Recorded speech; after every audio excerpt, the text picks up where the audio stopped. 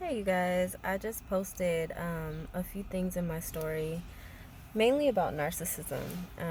For those of you who have spoken with me one on one, individually, or even just followed me for a long time, you know that that's something I've gone through. So I would read the stories because this is like just like a follow up from what I put. Oftentimes, the victim can be scared to really speak up because they don't want to ruin their person's reputation because, at the end of the day, abuser or not, this is their person. This is somebody that they love, somebody that they care about, and 9 times out of 10 they are an empath. So they can't they don't have it in them to try to destroy somebody the way that they're being destroyed. And I just want to say that saying what somebody did to you is not slandering somebody. Saying the trauma that you've been through has nothing to do with anybody but yourself, okay? If talking about what you've been through ruins somebody else's reputation, then they need to then look at themselves and, just look in the mirror, because at that point you're not the one accountable for the actions they've taken. That's not on you. So, yeah, in my stories, I talked about just expressing yourself. It helps you to heal. And why I share stories, why I share stuff about narcissism, just to kind of help people gain more knowledge and understanding, and to help people become more brave to stand in their power and to come out of the cloud, because it's literally like a cloud that you're in when you're in that situation.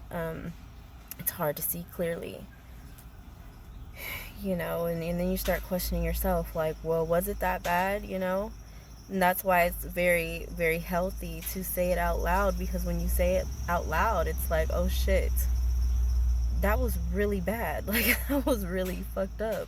That shouldn't have happened like that. Like, that's not normal behavior. And it took me to have to, after my divorce, when people started asking me, like, what happened, it took me to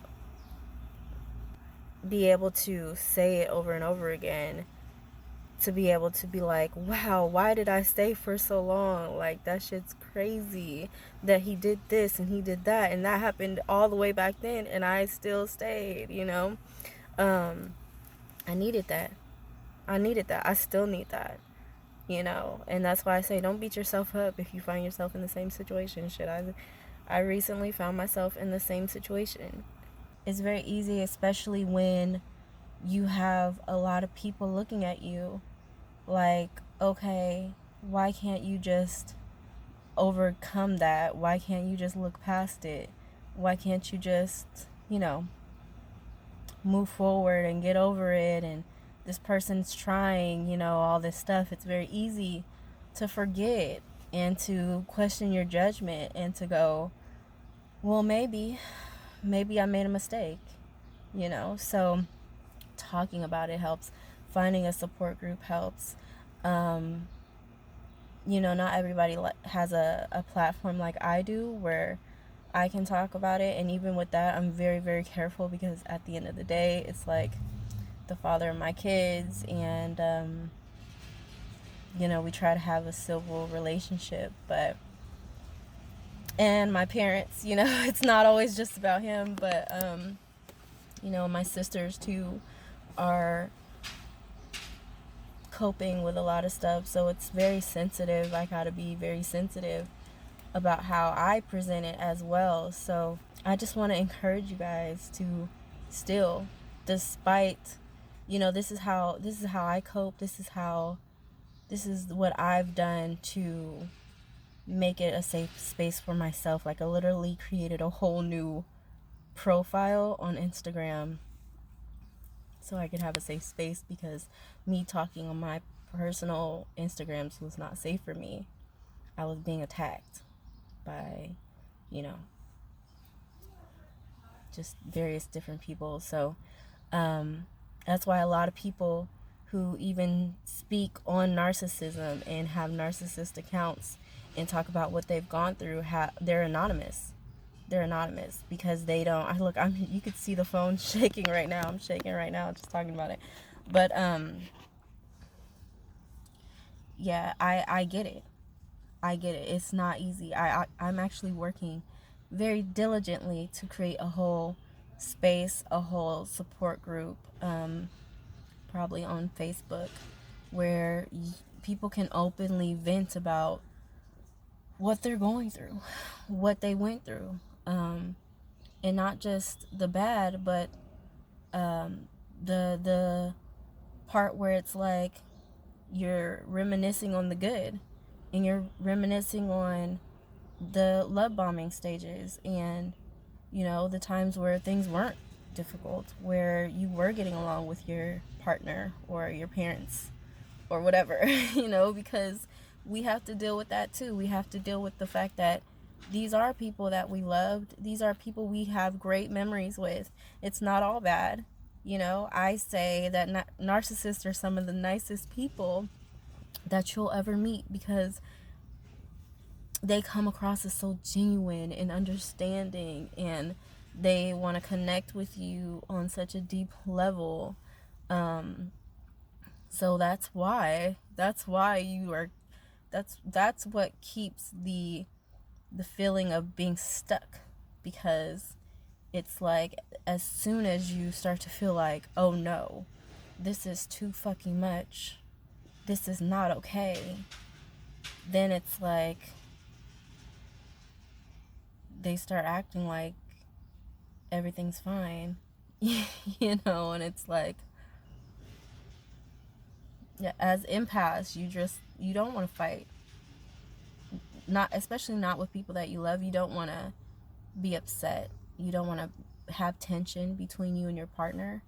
So it's easy to just like dust it under the rug, and you've already tried to talk about it and that went nowhere. So at that point, it's just like, all right, we just gonna move forward, till it happens again. And then it's like, see, this is why I wanted to talk about this last time, because I was hoping we could resolve it, but it doesn't work like that. There is no resolve. There's not change in those kinds of situations. But this is a very, very long message, longer than I wanted it to be.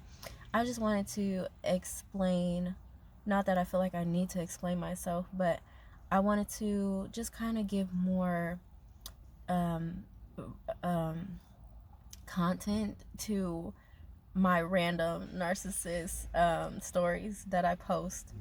I wanted to let people know as to why I do that, because I know I could be posting something very positive and encouraging and even educational, and then boom, like narcissist post. And it's because, and I don't even have to be in a bad mood, but I'm actually in a great mood today, taking a lot of time to myself and working really hard on my businesses. Things are looking on the up and up, which is great.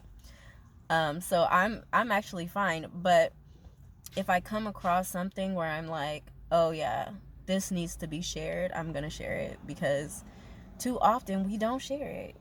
Especially narcissistic abused survivors, they might like it, but they won't always share it, because sharing it means giving you insights to their personal life. It kind of gives you insight to who the person is that they're dealing with, and they don't want their reputation to be at stake, because that's scary. That part is scary. If you ruin a narcissist's reputation, oh, you thought that you listen, because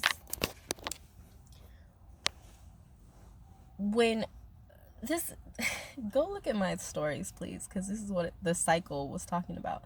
It's like something happens where then they badmouth you to other people, and they get like a smear campaign going, and then before you know it, you're having to relive the trauma that you just went through with this person. And on top of that, everybody around you, it feels like, or there's a bunch of flying monkeys like attacking you, and that's just like a situation where they did something wrong and they're the ones at fault. So imagine what could happen if you actually do something that they can legitimately point a finger at you for and find fault in you for. Like, that's just, it's scary. It's scary territory to walk on. So that's why most victims won't share, because it's like, it's not worth the drama. It's not worth the drama they have to go through. They already have to go through a lot behind closed doors with that person, and on top of that, there are people who don't know the real story, who are forming opinions and looking down at you or them, and the last thing they want to do is like shed light on the behavior so they can be attacked even more. You have to be really brave to be able to do that, and I'm encouraging you to be brave, because it's like their reputation versus your sanity. Choose your sanity, babe. Choose your sanity, because something's off with them. Something's fucked up with them. They need help. And so the problem is, most of the time we go and we get help. We go to therapy, we see therapists, and they're just like, yeah, you need help. Yeah, telling people, yeah, she needs help. And most people are thinking, yeah, that person needs help. That person's off. But really, they need help. And what I recently learned is you don't even really know. You don't truly know a narcissist. There are layers to be discovered with a narcissist. One last story before I get out of here, but my dad, my stepdad, the narcissist, very abusive. And I lived my whole life seeing him one way. And when I became a teenager, like 15 years old, learned information about him that I did. And it was like, wow, like fucking blew my mind, because me and my sisters never knew. Everybody around us always knew. So it's things like that. In most cases, not everybody around knows, but there's always more to the story, because they always don't tell everything that actually happened. When they're exposed, they give you a little bit, but they try to keep out the most horrendous details so that they aren't seen for the monster that they are. And so I just actually went through this again with my ex. It's like, you think you know a person, you could spend over a decade with a person, sleeping beside them, showering with them, creating babies with them, like you think they're your best friend, you think you know them inside out, and it's like, I don't know you at all.